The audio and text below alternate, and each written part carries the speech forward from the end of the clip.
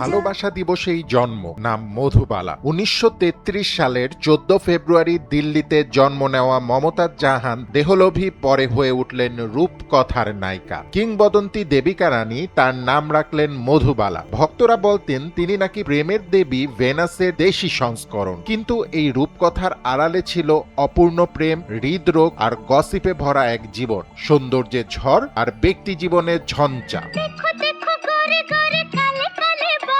৫০-এর দশকে বোম্বের বাতাসে আরেক গল্প উঠত। তখনকার ভবিষ্যতে পাকিস্তানি প্রেসিডেন্ট জুলফিকার আলী ভুট্টো নাকি ওল্ডিসি ফেসের বাংলো থেকে নিয়মিত ছুটে আসতেন মুঘল আজমের সেটে।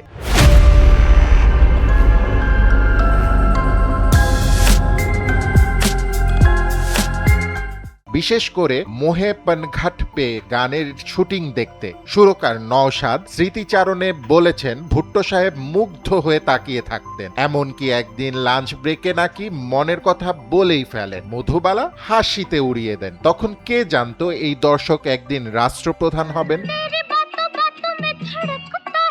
মুঘলি আজম ছিল একেবারে রাজকীয় আয়োজন। পরিচালক কে আসিফ, নায়ক দিলীপ কুমার, সেটে আন্তর্জাতিক অতিথির ভিড়। চৌয়েন লাই থেকে ডেভিড লিন সবাই এসেছেন। অথচ হৃদয়ে ছিদ্র নিয়ে ভারী শিকল পরে শুটিং করেছেন মধুবালা। ডাক্তার বারণ করেছিলেন, কিন্তু তিনি শোনেননি। ক্যামেরা চলেছে, ব্যথা থেমে গেছে। আর পেশাদারিত্ব না, একরোখা ভালোবাসা সিনেমার প্রতি। রূপের তুলনা টানা হতো ম্যারিলিন মনরোর সঙ্গে। দুজনেই ৩৬-এ থেমে যাওয়া জীবন, কিন্তু স্বভাবে ঠিক বিপরীত। মধুবালা সময়ের আগেই সেটে হাজির, ভোর ৫টায় দিন শুরু, কার্টার রোডে হাঁটা। আর মনরো দেরিতে আসার যেন কিংবদন্তি। ১৯৫২-র ফিল্মফেয়ার জরিপে মধুবালা হয়েছিলেন চতুর্থ, আর ১৯৯৩ সালে প্রথম। সময় বুঝিয়েছিল সৌন্দর্যেরও ন্যায্যতা আছে। প্রেমের গল্পে ঢুকলেই নাটক ঘন হয়। দ্য সাবস্ট্যান্স অ্যান্ড দ্য শ্যাডোতে দিলীপ লিখেছেন তিনি শিল্পী আর নারী দুই রূপেই মুগ্ধ ছিলেন। কিন্তু বাবা আতাউল্লাহ খানের আপত্তি, নয়াদৌর বিতর্ক, ইগোর লড়াই সব মিলিয়ে প্রেম থেমে যায়। এক চরের দৃশ্য নিয়ে আজও ফিসফাস। শুটিং ফ্লোরে নাকি বাস্তবের আবেগ ফেটে পড়েছিল। কে জানে, প্রেম কখনো কখনো স্ক্রিপ্ট মানে না।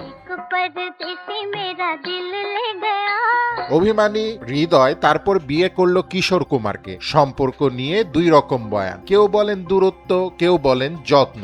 অসুস্থ শরীর নিয়ে কার্টার রোডে ফ্ল্যাটে দিন কাটে, তবু মুখে হাসি ছিল। অতিথির জন্য ক্রিম বান পাঠাতেন। সবার সঙ্গে ভদ্র আর নরম স্বভাবের। ইন্ডাস্ট্রি বলতো এমন মৃদুভাষী তারকা আর নেই। ১৯৬৯ সালের ২৩শে ফেব্রুয়ারি জন্মদিনে ঠিক ৯ দিন পর ব্রিজ ক্যান্ডি হাসপাতালের বিছানায় নিভে গেলেন তিনি। দিলীপ তখন শুটিংয়ে। ফিরে এসে সরাসরি কবরস্থানে একটি ফুল রেখে গেলেন নীরবে, যেন দেরিতে বলা এক সংলাপ। মধুবালার জীবন তাই কেবল রূপকথা নয়, এ এক অসমাপ্ত প্রেমের মহাকাব্য। বলিউডের ইতিহাসে তিনি আজও আলো আর একটু কষ্ট মেশানো দীর্ঘশ্বাস। ফুয়াদ রোহানী খান, এনপিবি।